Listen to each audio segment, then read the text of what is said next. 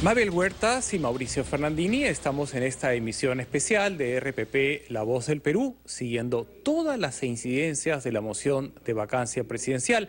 Acabamos de terminar el discurso del presidente, que ha tenido tres partes muy bien definidas: una política, haciendo alusión a sus obras que considera han sido exitosas; una segunda técnica, donde él hace una explicación de por qué el Congreso está haciendo un mal uso, ¿no?, de la moción de vacancia presidencial por incapacidad moral permanente; y una tercera también, en la que ha sido confrontativo, porque les recordó a los congresistas que 68 de ellos tienen procesos abiertos.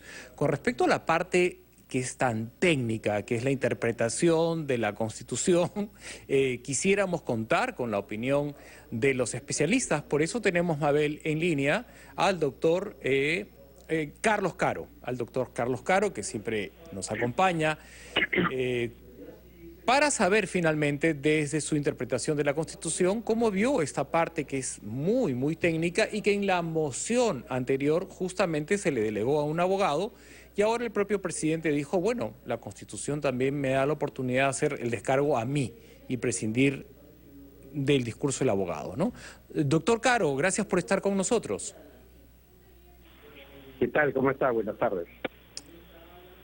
Buenas tardes.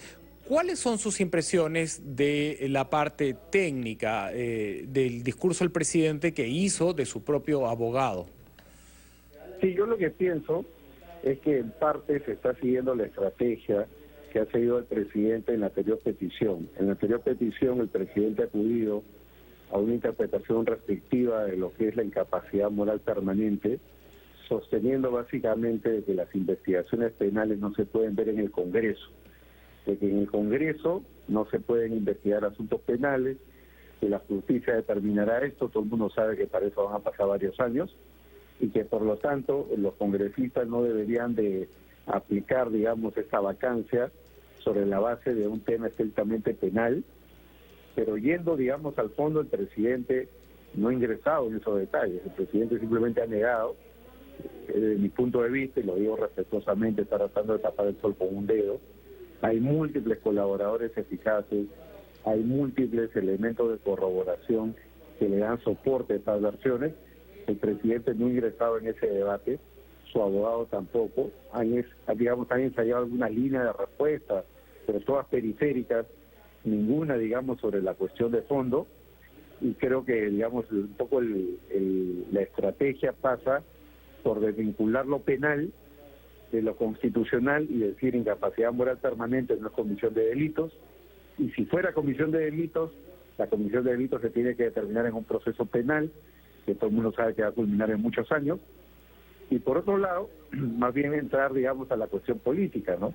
El presidente sabe de que por lo menos hasta el fin de semana no se cuenta o no se contaría, digamos, con los votos suficientes para una declaratoria de vacancia. Hay un contexto político, cuál es la convocatoria de elecciones, entonces creo que la idea es pasar por agua tibia, así lo definiría yo, digamos, así definiría yo la estrategia que se ha planteado en esta etapa, ¿no? Pasar un poco por agua tibia, la cuestión penal, la cuestión de la vacancia, no hacer mucho aspaviento y buscar de que esto se vote favorablemente, me refiero a favor del presidente, lo más pronto posible, ¿no? Evitar no entrar al fondo del detalle. Doctor Caro, pero hay un momento en que el presidente en su alocución se acerca al derecho penal, ¿no? E inclusive explica lo que es un colaborador eficaz. Él dijo que era una persona que había delinquido y que buscaba delatar o responsabilizar a otros para disminuir su pena. Pero ahí, digamos que habría que extender, me parece, la definición, porque estamos hablando de que el hecho de que un colaborador eficaz o aspirante a colaborador eficaz efectivamente haya delinquido, pero a la persona que culpa no es que sea una persona inocente, y eso es lo que valora el fiscal y más adelante el juez, ¿correcto? Sí. Yo decía hace un momento de que el presidente no ha entrado en el fondo porque justamente esta alegación en torno al rol de colaborador eficaz es una cuestión de forma, ¿no? No ha ingresado, es lo que harían los abogados, a discutir afirmación por afirmación del colaborador y ver la forma de desacreditarlo. El presidente no ha hecho nada sobre los chats. Lo que dijo ayer, por ejemplo, en una comunicación pública fue que esos chats no prueban nada, pero no ha dicho que no son que sean falsos o que no sean verdaderos. No ha entrado al fondo. Y cuando habla de que el colaborador es una persona culpable, esa es la definición propia de colaborador eficaz. El colaborador eficaz es una persona que ha cometido delito, acepta los cargos y otorga información que debe de ser comprobada o confirmada con la finalidad de acceder a un beneficio. Eso, digamos, por definición no aporta mucho, no aporta nada nuevo al debate. Lo que se trata de hacer seguramente con ese discurso es tratar de decir, oye, mira, son delincuentes, por lo tanto no se les puede creer al delincuente, ¿no?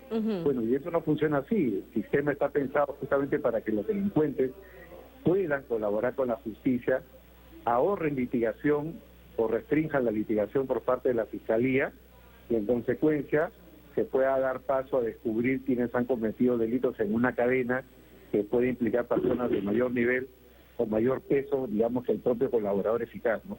Así funciona el sistema, ¿no? Entonces es lo que tocaría ver acá en este caso. Doctor Caro, no quería dejar de pasar la oportunidad para contar también con su opinión sobre la necesidad de especificar qué se entiende por incapacidad moral permanente para tener una sana convivencia entre Ejecutivo y Legislativo. Hay como una suerte de tema pendiente en el Tribunal Constitucional. ¿Usted considera que debería ser modificada la palabra incapacidad moral permanente? ¿Qué se entiende por incapacidad moral permanente y no dejar abierta, ¿no?, un sinnúmero de posibilidades para que el legislativo haga uso de este recurso que le otorga la Constitución? Sí, sin duda acá tenemos un problema, porque si estamos hablando de la consecuencia de la incapacidad moral permanente, cuál es la vacancia, el cesar al presidente en el cargo, estamos hablando de una consecuencia grave. Por lo tanto, tiene que haber una definición lo más clara posible, lo más acapada posible, y esa no la tenemos en este minuto.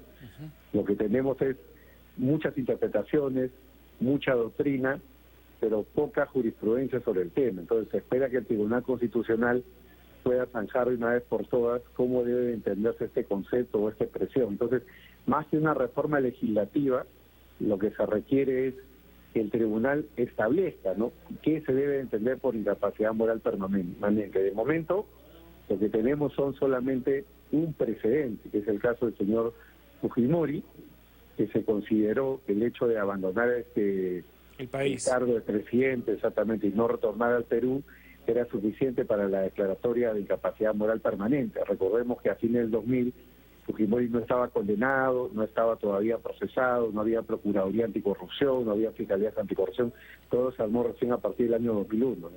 Entonces, simplemente fue la fuerza de los votos la que determinó qué cosa era incapacidad moral permanente. Es algo así como un cargo de confianza, donde yo tengo, por ejemplo, el gerente de una empresa, le pierdo la confianza y bueno, se va para su casa. Así lo aplicó el Parlamento en el año 2000. Evidentemente, hoy en día la historia cambia, han pasado ya 20 años, no se puede utilizar esa herramienta de cualquier forma, de forma abierta, y es por eso que el caso tiene que ser cerrado por el Tribunal Constitucional. Muy bien, y eso es, vamos a ver qué es lo que sucede en los diferentes frentes, pero la discusión se da hoy y podría extenderse inclusive. Así que esta va a iniciar a la 1:00 p.m. con 30 minutos. Vamos a nosotros estar continuando con nuestra cobertura. Doctor Caro, muchísimas gracias. Muchas gracias por estos minutos.